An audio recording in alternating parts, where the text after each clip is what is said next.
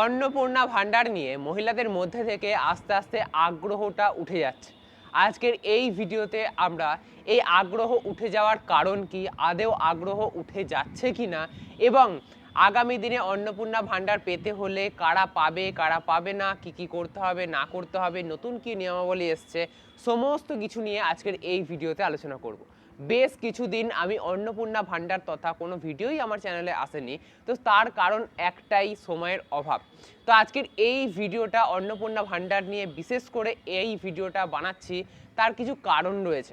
আমি কিছু কারণ লক্ষ্য করেছি যাতে আমার মনে হচ্ছে যে হ্যাঁ, অন্নপূর্ণা ভান্ডারের যে একটা আগ্রহ ছিল যখন সরকার প্রথম প্রথম ক্ষমতায় এসছিল তখন থেকে, তো সেই আগ্রহটা কোথাও গিয়ে এই মুহূর্তে কিন্তু কমে গেছে বা দমে গেছে বলতে পারেন মহিলাদের মধ্যে থেকে। তো চলুন আজকের এই গুরুত্বপূর্ণ ভিডিওটা শুরু করা যাক, এবং অন্নপূর্ণা ভান্ডার নিয়ে আপাতত এখনো পর্যন্ত যা যা আপডেট আছে সমস্ত আপডেটগুলো আজকের এই ভিডিওতে আপনাদের দেব। ভিডিওর শুরুতেই আমি বলতে চাইবো, যেটা দিয়ে আমি শুরু করেছি, যে মহিলাদের মধ্যে থেকে আগ্রহ কমে যাচ্ছে এটা কতটা সঠিক। আগে আপনারা যদি একটু চোখ কান খোলা রাখেন তাহলে আপনারা আপনাদের আশেপাশেই দেখতে পারবেন যে অন্নপূর্ণা ভান্ডার নিয়ে সেরকম কিন্তু আর শোরগোল নেই।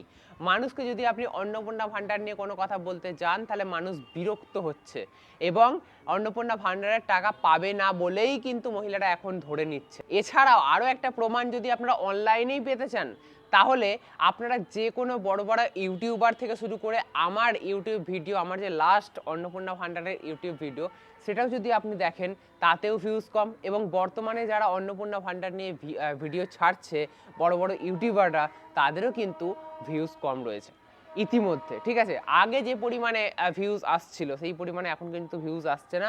মানুষ অন্নপূর্ণা ভান্ডার নিয়ে শুনতে চাইছে না। আমাদের এই ভিডিওটা দেখুন, অন্নপূর্ণা ভান্ডার নিয়ে করছি, কতগুলো ভিউজ এসছে দেখুন।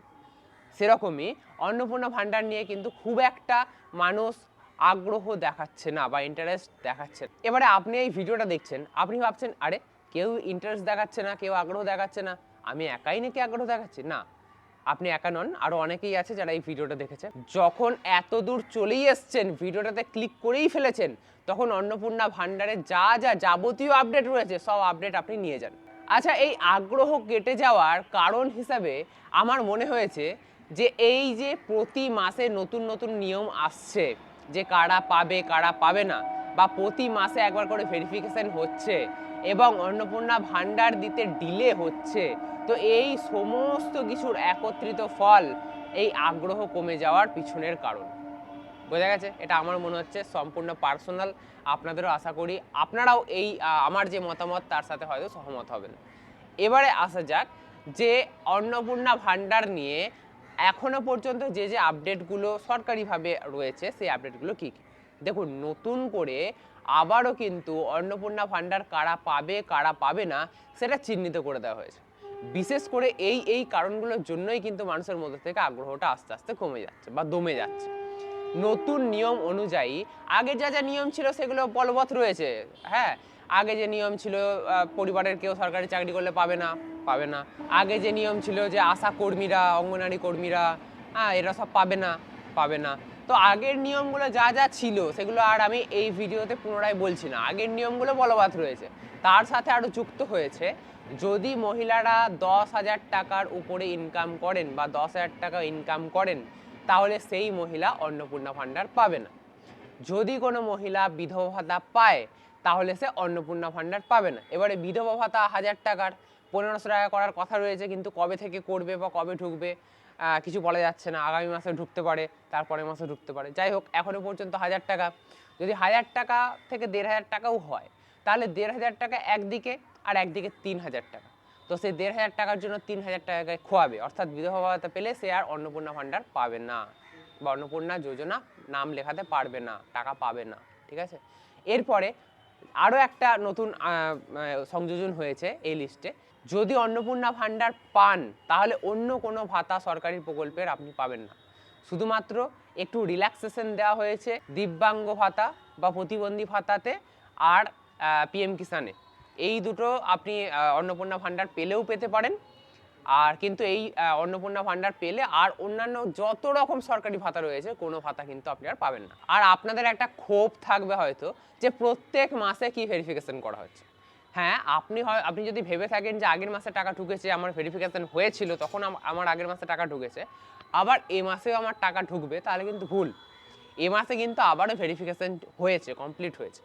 তো সেক্ষেত্রে আপনারা আগে টাকা পেয়েছেন বলে এ মাসেও টাকা পাবেন, 17 তারিখে টাকা ছাড়বে বলা হয়েছে। তো 17 তারিখের পরে আপনি টাকা পাবেন, এ ব্যাপারে কোনো নিশ্চয়তা নেই।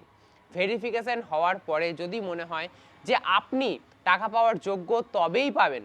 এবারে নতুন নতুন যে নিয়মগুলো ঢুকেছে, এই সমস্ত নিয়ম, নতুন পুরনো সব নিয়ম মেনে যদি আপনি অন্নপূর্ণা ভাণ্ডার পাওয়ার যোগ্য হন বা অন্নপূর্ণা যোজনা পাওয়ার যোগ্য হন, তবেই আপনি অন্নপূর্ণা ভাণ্ডার বা যোজনা পাবেন, নাহলে কিন্তু আপনারা পাবেন না। এবারে প্রতি মাসে ভেরিফিকেশনটা যেটা হচ্ছে, এটা নিয়ে আমাদের মুখ্যমন্ত্রী জানিয়েছেন যে আগে যে ভেরিফিকেশন হয়েছিল, যে টাকা দেওয়া হয়েছিল, তাতে দেখা যাচ্ছিল কিছুটা গলদ রয়েছে।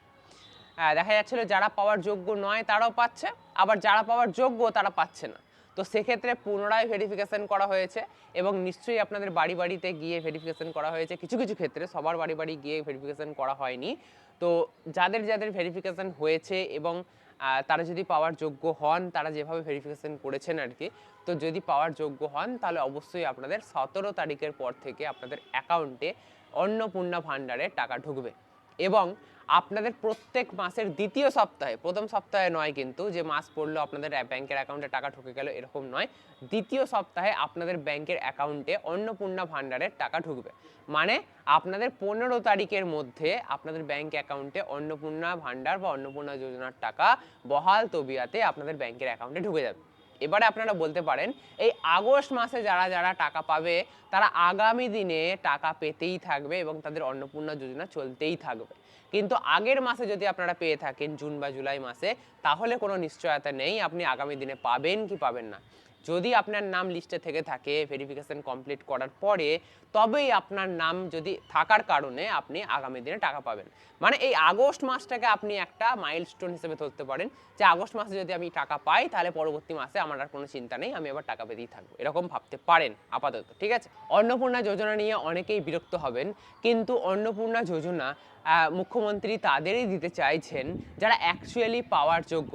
তিনি চাইছেন না, তিনি বারবার বলেন যে আগের সরকার টাকা টচ করেছে বা 6-9 করেছে, তো তিনি এই সরকার, তিনি চান না যে এই সরকারও টাকা 6-9 করুক বা 9-6 করুক। ঠিক আছে, তো সেই জন্য তিনি চান যে যারা যোগ্য উপভোক্তা, যাদের এই 3000 টাকা, যোগ্য উপভোক্তা বলতে আবার অনেকের প্রবলেম আছে, তো সেক্ষেত্রে যারা যোগ্য বলতে যাদের এই 3000 টাকাটা অ্যাকচুয়ালি কাজে লাগবে। অনেকের এরকম রয়েছে 3000 টাকাটা কিছুই নয়, ফালতু ফালতু ব্যাংকে ঢুকছে, ব্যাংকে থেকে সেভিংসটা বাড়ছে, তো তাদেরকে তিনি দিতে চাইছেন না। যারা যোগ্য উপভোক্তা, যাদের এই 3000 টাকাটা অ্যাকচুয়ালি কাজে লাগবে, তাদেরকেই কিন্তু এই 3000 টাকাটা বা অন্নপূর্ণা ভাণ্ডার তাদেরকে দিতে চাইছেন। তো সেক্ষেত্রে এই ব্যাপারটা নিশ্চিত করার জন্য যে কারা পাওয়ার যোগ্য কারা পাওয়ার যোগ্য নয়, এটা নিশ্চিত করার জন্য কিন্তু বারংবার ভেরিফিকেশন করা হচ্ছে এবং ভেরিফিকেশন করতে গিয়ে কোথাও কোথাও খামতি থেকে যাচ্ছে, তো সেক্ষেত্রে আবারও রিভেরিফিকেশন করা হচ্ছে। এতে মানুষ সত্যি অতিষ্ঠ হচ্ছে, এটা ঠিকই, কিন্তু আলটিমেটলি যারা যোগ্য বা যাদের এই টাকাটা পাওয়ার উচিত, তারাই কিন্তু আশা রাখবো যে তারাই তাদের ব্যাংক অ্যাকাউন্টে পাবে আগামী দিনে।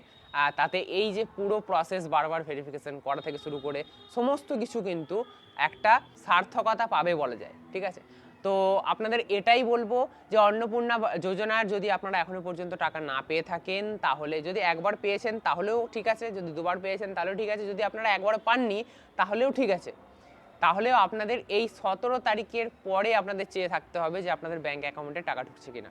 2 থেকে 3 দিনের মতো সময় লাগবে সবার ব্যাংক অ্যাকাউন্টে টাকা ঢুকতে। তো শুধু 17 তারিখে ঢুকলো না সেটা ভেবে লাভ নেই। 17, 18, 19, 20 এই কয়েকটা দিন আপনারা দেখবেন যে আপনাদের ব্যাংকের অ্যাকাউন্টে টাকা ঢুকছে কিনা।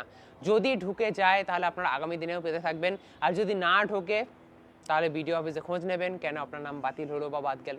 আরও একটা জিনিস ছোট্ট করে এখানে বলে রাখা দরকার, যে 10 তারিখ মানে জুলাই মাসের 10 তারিখ পর্যন্ত যারা যারা অনলাইনে বা অফলাইনে আবেদন করতে পেরেছেন, তারাই কিন্তু এই 17 তারিখে বা 17 তারিখের পরে টাকা পাবেন। জুলাই মাসের 10 তারিখের পরে যারা আবেদন করেছেন, তাদের আবেদনগুলো এখনো পর্যন্ত ভেরিফিকেশন করে ওঠা সম্ভব হয়নি।